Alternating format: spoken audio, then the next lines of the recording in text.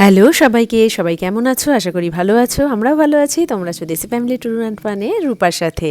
আর আমার চ্যানেলে সবাইকে আরও একবার অনেক স্বাগত। তা আজকের দিনটা হচ্ছে স্পেশাল অবশ্যই, কারণ আজকে হচ্ছে ভাইফোঁটা। তার জন্যই হচ্ছে সকাল সকাল উঠে, আজকে ভাইফোঁটাটা পড়েছেও বেশ ভালো দিনে। তো আমাদের রবিবার আর কি। তো মানে খুবই ভালো একটা দিন, ছুটির দিন, বাচ্চাদের স্কুলও নেই। আর আমি তাই সকালবেলা একটু বাইরে একটু বেরিয়ে এলাম। তোমাদের এই জবা গাছ আমি একটা নতুন এনেছি, পিঙ্ক কালারের জবা গাছ, তো সেটাই দেখাবো। আর এটা হচ্ছে লাল জবার গাছ। তা এখন তো ঠান্ডা পড়ে গেছে আস্তে আস্তে, তাই জন্য ফুল হওয়াটাও অনেকটা কমে গেছে। ফুল হওয়াটা কমলে কি হবে, গাছ ভর্তি কিন্তু কুঁড়ি আছে, তোমাদের দেখালাম না, মানে গাছ ভর্তি কুঁড়ি, মানে সেগুলোই আস্তে আস্তে ফুটছে। আর এখানে তো দেখতে পাচ্ছ রাস্তা ভিজে বেশ ভালো মতো বৃষ্টি হয়ে গেছে। এখানে তো শীতকালেই বৃষ্টি হয়, বর্ষাকাল বলে কিছু হয় না, তাই বেশ ভালো মতো বৃষ্টি হয়েছে। আর আমি সেই কালী পুজো হ্যালোউইনের সময় যে লাইটগুলো এই যে লাগিয়ে রেখেছিলাম সেগুলোই আছে আপাতত, এইগুলো ক্রিসমাস পর্যন্ত থাকবে। আর এই আমি গোলাপি রঙের জবা ফুলের গাছটা কিনেছি। তা এখনও পর্যন্ত এতে 2-3টে মতো এরকম জবা ফুল ফুটেছে। তা আমি ভাবছি এটাকে আস্তে আস্তে একটা বড় টবে ট্রান্সফার করে দেবো, কারণ ছোট জায়গাটাতে না মানে হয় না ঠিক মতো, তাই জন্য ওটাকে চেঞ্জ করতে হবে। যাই হোক, আমি এখন ব্রেকফাস্ট করে আমরা সবাই চলে এসেছি এবার রান্না জোগাড় করতে। এটা হচ্ছে মোটামুটি সকালের রান্না। আর এইটা হচ্ছে খাওয়া হবে এখন ফুলকপি আলু করছি, একটা ফুলকপি আলুর তরকারি, ওখানে একটু ডিম সেদ্ধ বসিয়েছি। আর এখানে হচ্ছে ইলিশ মাছ ভাপা। এই যে আমার হয়েও গেছে, অনেক মানে ইলিশ মাছ ভাপা করতে তো বেশিক্ষণ সময় লাগে না, হয়ে গেছে। ওখানে ফুলকপি আলুর তরকারিও আমার হয়ে গেছে। মোটামুটি রান্না আমার শেষ। তার সাথে করেছি একটু মুগের ডাল, আর যেটা বাকি আছে সেটা হচ্ছে ল্যাম্ব চপস করব। তা ওটা তো করবই, তার আগে তোমাদের একটা গল্প বলি, যে কালকে হচ্ছে শুভ্র এই ভাইফোঁটা উপলক্ষেই ইন্ডিয়ান স্টোরে গেছিলো মিষ্টি নিতে। এইটা তো নিয়েইছে গজা, এগুলো বেশ অনেকগুলোই নিয়েছিল, আমাদের তো খাওয়া হয়ে গেছে।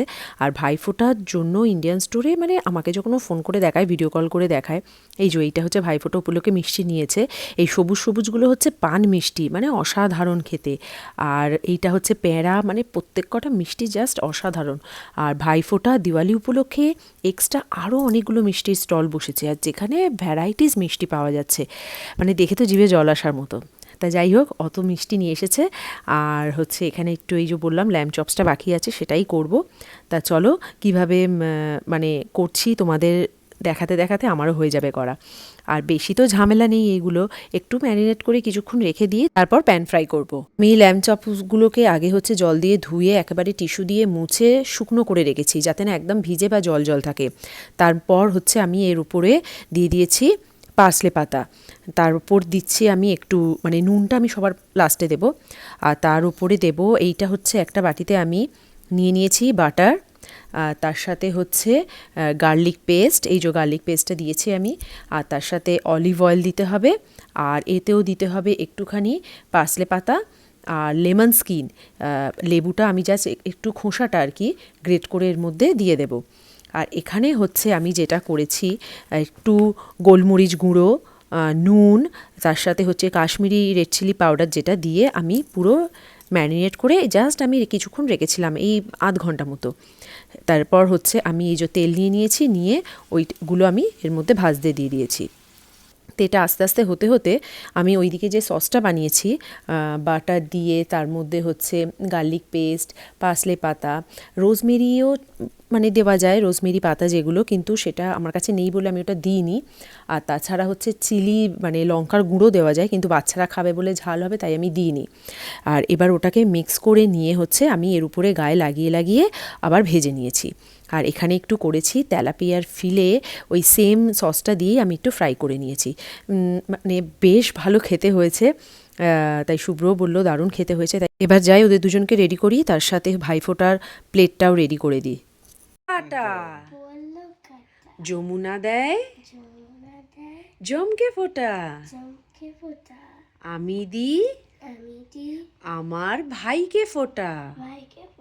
হ্যাঁ, আবার দাও 3 টাইমস। না না না, ফার্স্ট হাত থেকে মুখটা কভার করে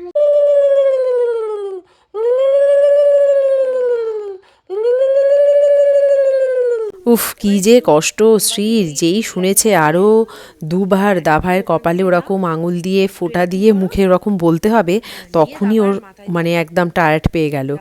তো যাই হোক, এখন আগুনের তাপটা নিয়ে দাভাইয়ের মাথায় দিচ্ছে। সারা সকাল থেকে বলছে যে কখন ভাইফোঁটা হবে, কখন কি করব। প্রত্যেক বছরই দেয়, কিন্তু ভুলে গেছে আর কি, ছোট তো।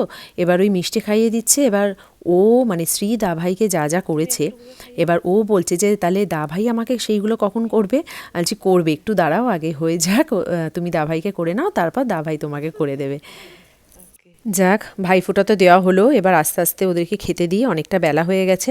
তাহলে আজকের ব্লগটা আমি এখানেই শেষ করছি। কেমন লাগলো কমেন্টসে জানিও, যদি ভালো লাগে একটা লাইক করে দিও, আরও নতুন নতুন ব্লগ দেখতে হলে আমার চ্যানেলটা সাবস্ক্রাইব করে নিও। টিল দেন সবাই খুব ভালো থেকো, সুস্থ থেকো, আবার দেখা হবে নতুন একটা ব্লগে। সবাই খুব ভালো থেকো, বাই।